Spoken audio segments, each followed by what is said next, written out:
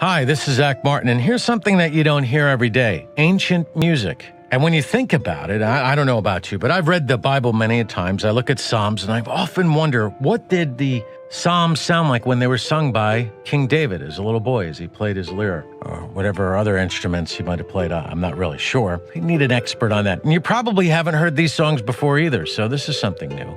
Although it's very old. It's ancient, as a matter of fact. We're speaking with Michael Levy, who's an expert on the subject. Michael, what's the most interesting replica or original ancient instrument that you can think of? The most interesting replica, or should I say, evocation of an ancient instrument I was lucky enough to find was the evocation of the biblical kinnor. This was the lyre once played over 2,000 years ago by my very own, very ancient ancestors in the Temple of Jerusalem. Now that's what I call roots music. It's an amazing instrument. The first one I bought was back in 2006. The story of how I discovered this instrument is just pure serendipity.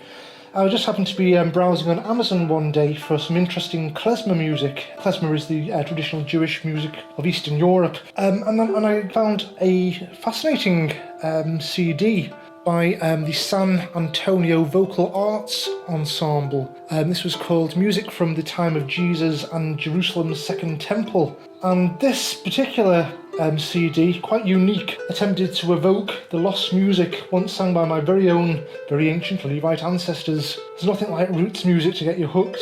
Anyway, I hastily ordered this amazing CD, and in the liner notes it actually had a picture of one of the instruments being played, a evocation of the 10-string biblical kinnor. And after doing a bit of Google searching, hey presto, I managed to find one actually available on eBay, of all places. Very affordable as well. It only cost me 140 of my English pounds. Yeah, it was from the early music shop in Bradford I got my first lyre from.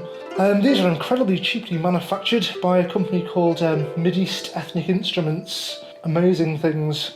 And this is how I acquired the lyre of my very ancient Levite ancestors. Besides this particular instrument, in more recent times I was recommended to buy a higher quality version of the same instrument. This was handmade by a company in the US this time, called Marini Made Harps. And their Davidic harp, it's actually a lyre, but their Davidic harp is the instrument I now use, and it's a wonderful, responsive instrument, and the best thing I ever found in my life. I highly recommend them. Amazing value and amazing quality. Besides the lyres that I own, I was also, I seem to be blessed with serendipity.